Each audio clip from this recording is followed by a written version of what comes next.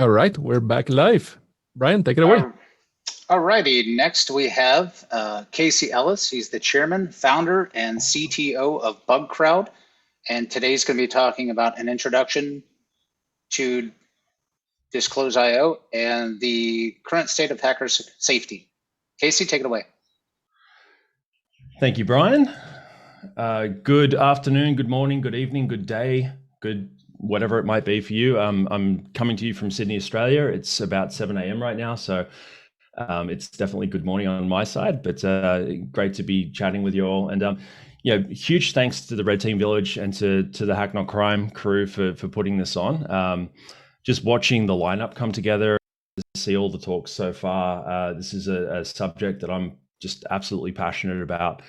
And it's great to see kind of the work being put in to spread the word and get conversation going and have all that sort of thing happen. So thank you so much for having me be a part of that. And thanks for putting it on in the first place. I think it's great.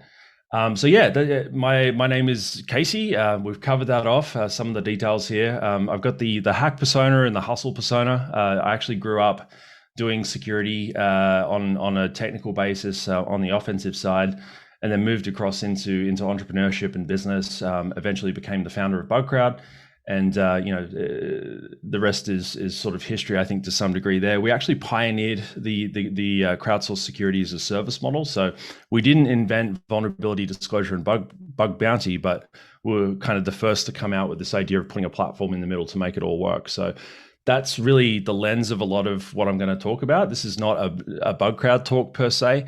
But a lot of what actually went into Disclose.io came from experience and some of the interactions and friction that I observed and the team observed with BugCrowd that's now kind of evolved into the things that we're trying to solve with Disclose.io. So let's rock and roll. Obligatory disclaimer. I am not a lawyer. Even if I was, I am not your lawyer. I've seen this come up a few times in talks, and I think that bit, like I often say that kind of tongue in cheek, but it is important to know, like listening to legal counsel from people who are lawyers, I think is a really valuable thing to do. But if you're in a position where you really feel like you've got something you need to work with, get your own lawyer. That's a really important kind of call out there.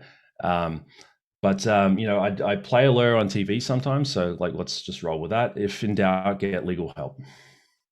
So what we're going to go through is a little bit of backstory. Amit did a phenomenal job of covering a bunch of this before. Which is great because that means I can actually spend a bit more time just kind of digging into the project and where we're up to and how people can actually participate and help. And Harley, I think, did a phenomenal job as well on setting the backdrop around what's happening with various laws. But what I'll talk to briefly is how Disclose.io kind of came to be in the first place. What is it? How do I use it? What's new? And then a call to action. I think the thing that I would love out of this talk is for people to kind of understand what we're trying to get done here. To potentially identify ways that you can participate and help out, or at least go out and basically spread the good word. And you'll see why in a second. So this is a lot of content to fit into 30 minutes. I'm going to buzz through these slides. This deck is pretty heavy on links, like the different repos, the different things that we've got going on, and all that sort of stuff, like a directory and how to find your way around the project. It'll be up after this on SlideShare. And I'll be on the Discord as well if anyone wants to reach out and chat. So let's go. So problem statement. This is something that I learned as an entrepreneur, done a bunch of fundraising and different things like that. So pitching is kind of my native space when it comes to storytelling. And you always try to start with the problem, right? Excuse me. In this case, really the problem is that from the law's perspective, we're here to talk about hacking is not a crime. The whole reason hacking is not a crime as a thing in the first place is the law thinks that hacking is probably a crime. Like CFAA, the Computer Misuse Act, all of the different laws that exist around the place, they, for the better part, don't really have a kind of an idea of good faith. It's like if you're hacking a computer, you're probably a criminal. So let's just start there. But that obviously creates problems for us that are trying to help out, right? From the organizational standpoint, people that want to actually engage that or receive input from that, the problem that creates for them is I need to create a legal exception for finders and hunters, right? The challenge that creates is that for lawyers, we're talking about still a fairly novel and fairly kind of uncharted area of law just in general. And what lawyers tend to do when they're uncertain about stuff is they basically just write a lot of words. You end up with policies and different things that are put out there that are really long. They're really difficult to read. They're full of legalese. There's all of these different things that honestly, you can't actually fault the lawyers for that much. That's sort of their job to do things completely. But the problem for the hackers is that they're probably not lawyers as they're reading this stuff. They might be ESL, English as a second language, and honestly, people rarely actually read the T's and C's fully. In the case of people trying to do proactive vulnerability research, it's usually just getting to the scope and getting going. So, all of those things together, you can see the our friend from South Park there. You're going to have a bad time. And honestly, this was something that we observed in the first probably year of BugCrowd, all of these kind of different things existing as this sort of preeminent state, and then the problems that it creates. Like the biggest one from my perspective is that as a hunter, as a finder, as a security researcher, as a hacker who's trying to do work or trying to submit something that you found, you actually can pretty easily end up in a position where you're creating legal risk for yourself that you maybe didn't even realize was there in the first place. So the question we started asking ourselves, and really what I was noodling on a lot, was like, how do we make it easy to do this well? This is the piece that I think Amit closed off really well in her talk. And if you haven't, if you weren't there for the stream or to watch that live, I do encourage you to go back and take a look. We're not the first to stumble across this issue and try to solve it. Rainforest Puppy as kind of the OG with the RF policy back in 2001, basically trying to codify like what should people do? How should we approach this? How do we make language that people can just pick up and use to be able to set expectation and communicate how to interact in this conversation between hunters and organizations that are trying to receive their help. BugCrowd and CipherLaw partnered together to create the open source vulnerability disclosure framework in 2014. ISO came out, the DOJ came out with stuff. Amit, as she mentioned before, did a ton of really excellent work, not just zoning in on this issue of safe harbor and legal safety, but also I think actually kind of surfacing the problem, frankly. Like a lot of people have been working on a similar sort of space up to that point, but not a lot of people really cared. And I think Amit was a linchpin in actually driving awareness around this as well. So really what happened is in 2018, I had the idea to basically grab a domain, create a brand around it and start to focus these efforts, create a focal point for people to be able to contribute towards, but then also to be able to use the idea of Disclose.io as a thing that, ultimately becomes a net benefit to companies that implement this type of stuff beyond just, making it easy for them to start a VDP. Which is kind of what this slide's talking about. The idea is, all right, we've put all this work into making language and implementation of this sort of thing as frictionless as we can. In 2018, the difference between then and 2014 when we first started working on this is that the concept of bug bounty programs and vuln disclosure, even the idea of a hacker being potentially a digital locksmith and not just inherently a burglar, that had become more common, more accepted. It had actually become almost perceived as a benefit. And I still feel like we're on that journey. There's a lot of distance to go there, which you probably just heard in John's talk with some of the pitfalls that can pop out. But we're at a point now where neighborhood watch for the internet, I think, is a fairly intuitive concept for the consumer and for really anyone, even people in the boardroom, to understand. And we're in a point in time where the risk of bad things happening through computers, I think, is fairly obvious as a possibility for basically everyone. So, the question became, how do we make the adoption of vuln disclosure programs with best practice go viral? How can we make this something that's such a obvious and clear thing for people to want to do, that takes over some of the momentum of organizations like BugCrowd and others that are trying to promote this stuff, but even the hacker community itself trying to get organizations to hear about what we've found. How can we kind of create enough momentum for it to become a snowball that rolls down the hill, right? So really our vision within Disclose.io is a healthy and ubiquitous internet immune system enabled by security research, reporting, and disclosure. It's the second time I've seen this screen cap of Karen so far. And honestly, like, shout out to her for I think creating a really good touch point for people to actually understand the ability for hackers to be helpful and not just harmful. She actually used the phrase internet immune system quite a bit in that talk, so I'm giving her some props where props are due.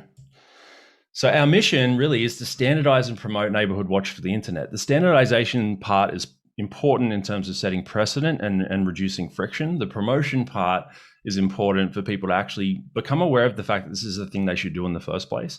But then, as I said before, to make it desirable, make it something that the market actually wants to do. Ultimately, if they step into it and say, this is a thing that is just, probably going to be a part of how we do business on the internet in the future anyway, we might as well get ahead of it, right? That's my firm belief around VDP.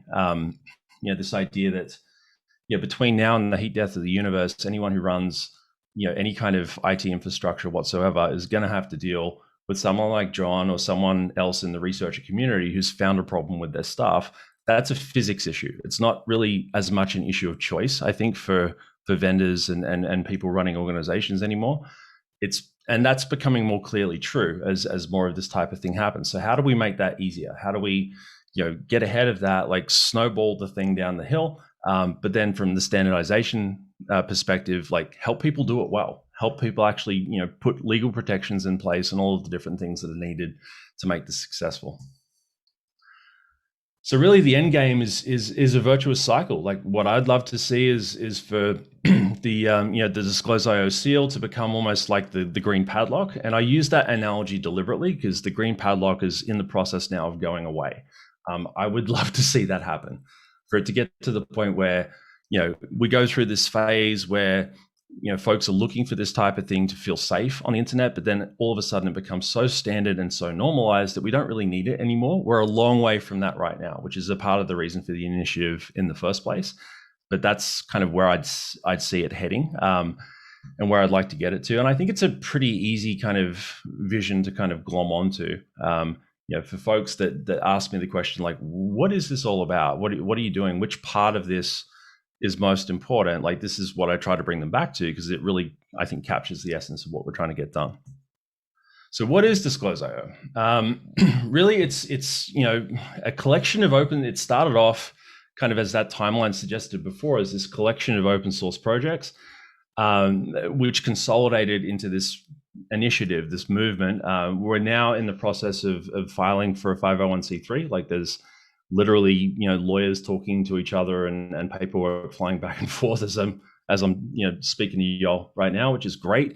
I think having it contained and having it be something that can be in a position to get some funding in to get project management happening and all those different things is going to be a really useful tool. But also establishing it as its own thing. Like I think the policy side of this mission is one that we've worked pretty hard. Bugcrowd's been a significant contributor to this project, but so have many others. And part of the goal there is to make sure that it's actually seen from the outside as a standalone thing in the way that it actually is. So it's 100% community powered and maintained. It's coordinated via Slack and GitHub. There's about 50 core members in the Slack, 200 contributors or so, and there's 2,300 organizations in the database.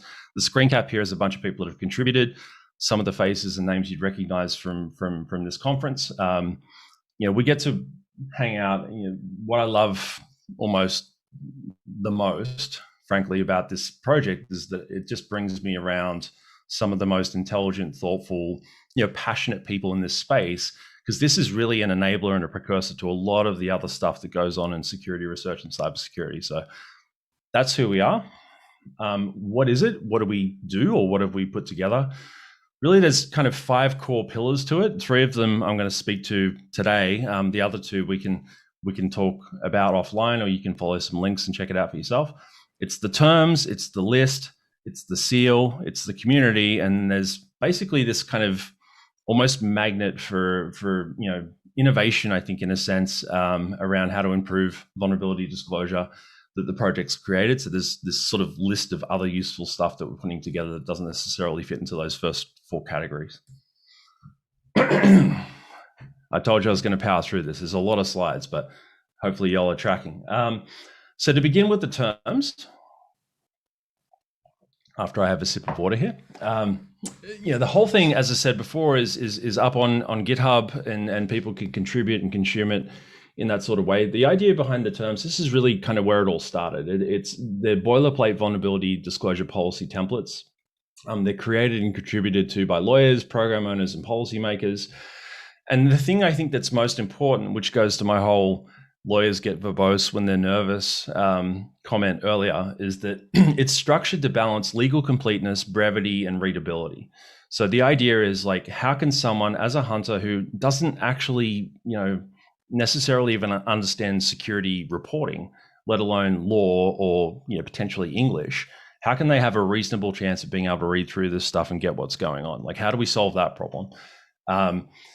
It's been pretty amazing with this. I think Jack's going to speak about this in a little bit, where we've seen, things like the safe harbor clauses that kind of got focused up into disclosure, picked up by the voting machine manufacturers, by some of the states, in order to get ahead of some of the things that ended up happening in the 2020 election from a cybersecurity vulnerability, but also like a cybersecurity uncertainty standpoint. That was one of the reasons that we were pushing pretty hard on that one.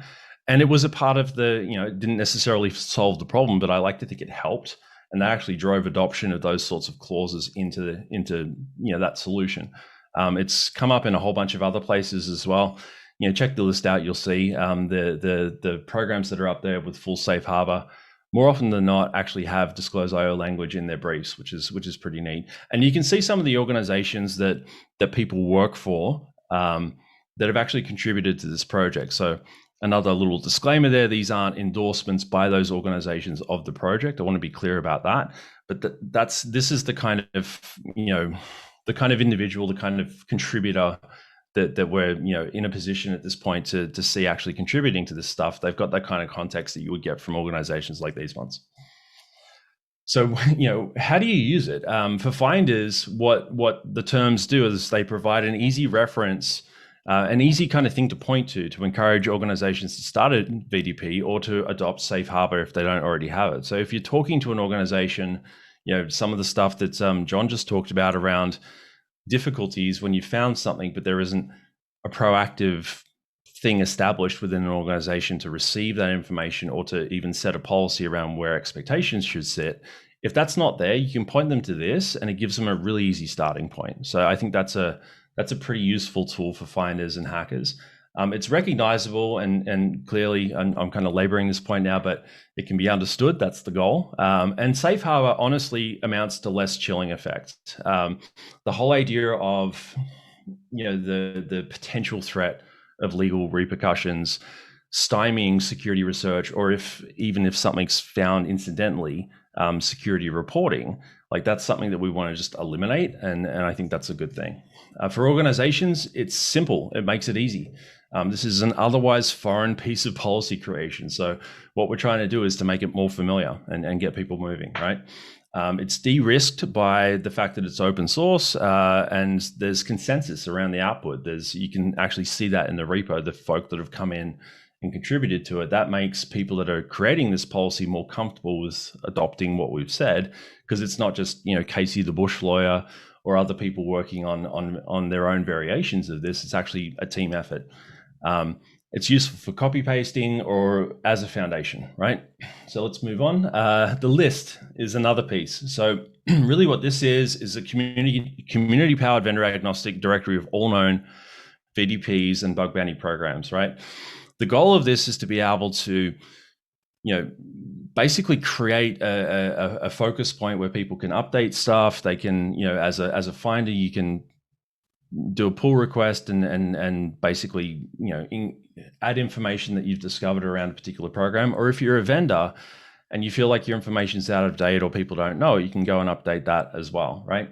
It's all CCA 4.0, so it's open source in that sense. It's done in JSON and CSV for readability and used basically by everyone. So, Bugcrowd actually powers its directory off this, and we've seen other people do that too. I think hunters use this quite a lot. We've just added search and some other things. And yeah, that's really the goal. Like, how do we create,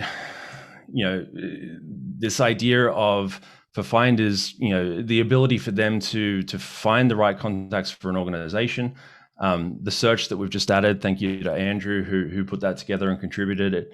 has made that a lot more accessible for users of that particular data set. And we've seen usage increase as a byproduct of that.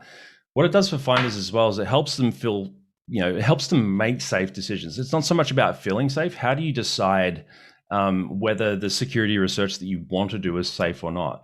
And again, going back to the disclaimer, like, understand the legal concepts around this, consult a lawyer if you feel like you should. But this is this kind of filter for, who is friendly for me to go off and do some work on, and who's, potentially going to be unfriendly. That's really the goal here. The other thing for finders is it encourages them to think about what's happening on the other side. I think empathy in security research, this is another subject that John touched on a lot, is underrated. We're having fundamentally challenging conversations with organizations when we tell them that there's a broken thing, right? So the whole idea of, fostering that empathy, like seeing people missing from that list or various stages of maturity on that list, actually, I think helps people like look at the overall landscape and not just the vulnerability they might be working with at the time. So for organizations, it's a central point, and I mentioned that before. It's a tool for internal conversation, which I think is really powerful. This idea of, hey, like, here are all these other people that are doing this. Maybe we should too. That's a handy thing to have. And really, it does, serve as a single source of truth for vendors to be able to go out and actually establish what their status is when it comes to safe harbor and best practices like CVD. And I'll come back to that in a second because we've just made some improvements there.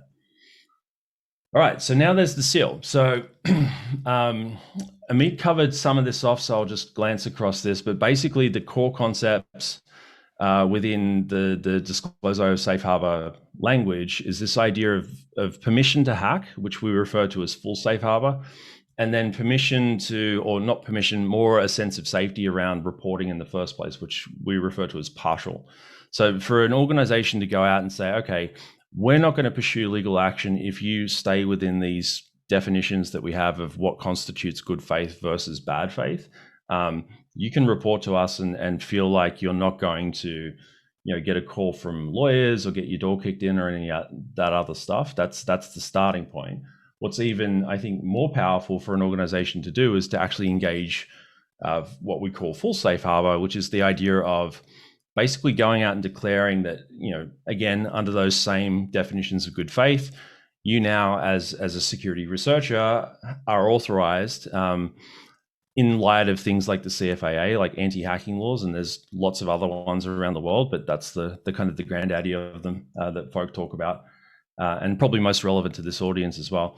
You're exempt under any circumvention laws like DMCA. You're exempt from any violations that you might commit against the acceptable usage policy or terms of service. And there's, in there a general acknowledgement of good faith. So the fact that you're kind of saying that, yeah, we get what you're doing. We think it's good. We don't think you're a criminal. We're actually being proactive about saying that as an organization so that you know where you stand. So the seal for finders, it's recognizable. I think if it's not there, finders are going to want to talk to an organization and say, hey, you should do this. This is a thing that's going to help us. It's going to help, your customers, your peers, like the general internet, understand where you stand when it comes to security. Like, you recognize the fact that it's a team sport and that, transparency is a leading indicator of maturity at this point in the markets. That's a good thing for you to do. Plus, as a finder, it's going to help me feel safe, which means I'm going to help you more, right? This whole idea of like transparency turning the security research community from a chilled observer into an active advocate, I think is a really powerful one. And that's what we've seen happen. Like, a lot of the the more tenured bug bounty programs and vulnerability disclosure programs, they've got a really positive relationship with the hacker community because they've been saying this for a long time. I actually think that's one of the core reasons for that. So this helps speed that up and it helps make it obvious. For organizations, it's a validated trust mark. It's this idea of, I'm taking part in Neighborhood Watch for the Internet. This is a thing that I'm doing. That leads to the ability to actually promote that to peers, to customers, to the security research community, which I just mentioned before. And honestly, I think what I get excited about around this concept, like vulnerability research and VDP is one of the rare things in cybersecurity where you can actually explain it to your grandparents and they'll probably get it, right? Like if you talk about EDR or any one of these other like more technical security controls, they're going to get lost fairly quickly. But this idea of neighborhood watch, but for the internet, that's a pretty easy thing to grok. So that translates to greater consumer confidence and actually creates the potential for more sales, more people to actually trust that organization and choose it. I think for security just in general, like we've been sort of waiting for that type of thing for a long time. Actually, Amelie touched on this a little bit in her talk, this idea that traditionally we're an insurance policy. So how do we turn ourselves into a benefit and get all of these other things at the same time? If you put them all together, you can kind of see how this works. Like a company wants to create or update a program. They use the IO terms to help them do that, the disclose IO terms. They update the database. As a result, they're able to use the seal. Another company sees that and thinks, where am I up to with this? Like, this is a thing that seems to be becoming normal. I've been able to understand that more clearly and more quickly now. Go to 10. And that's a shout out to all the folk on this stream that cut their teeth on basic like I did. So, all right, let's talk about new stuff real quick. We're going well here. This is good. I was nervous about time, but I think we're going to track all right. And I'm looking forward to chatting on Discord if anyone wants to dig into any of this stuff. So really what Disclose.io status is an extension of the full safe harbor and partial safe harbor that I just talked about. Like, how do we create a recognizable ladder towards best practice, acknowledging the fact that most people don't do anything in the first place? That's kind of the status quo, right? So at the very bottom, you've got just this kind of core idea of I've deployed a security.txt and I want to point people to the right place if they've found something. At the very top, I think really the gold standard from my perspective at this point, and this is an open draft that people are very welcome to weigh into on with their opinions on this. But my point of view is that full safe harbor with a proactive coordinated vulnerability disclosure timeline and policy, I think that's basically as good as you can get at this point. So how do we create the ability to mark out where people are on that journey and actually for them create this ladder to success? So if as an organization you only have security.txt, you look at the person on the top of the hill and think, I want to be there. Like, why are they there and I'm here? That actually is a really powerful tool to educate how things can be around how things can be improved. Another one which we just dropped, and again this kind of goes back to the the other stuff, this sort of almost as an entrepreneur, I love this obviously because I'm just an ideas guy and that's the kind of thing that switches me on. But this has been a magnet for people that want to find ways to improve the way that we get this all done. Like, how can you decrease the friction for a finder? How can you make safe harbor and kind of legal protections more obvious and all of those different things? So the idea with DNS security.txt is that we make security reporting information more accessible and authoritative. Basically what it is putting the equivalent of the security.txt standard in DNS zone files as a text record. And what that does is makes it more obvious. You don't have to hunt for it in the same way. You might not be looking in a well-known directory on a particular web server, but you're probably going to look at DNS if you're doing security research, so it jumps out at you straight away.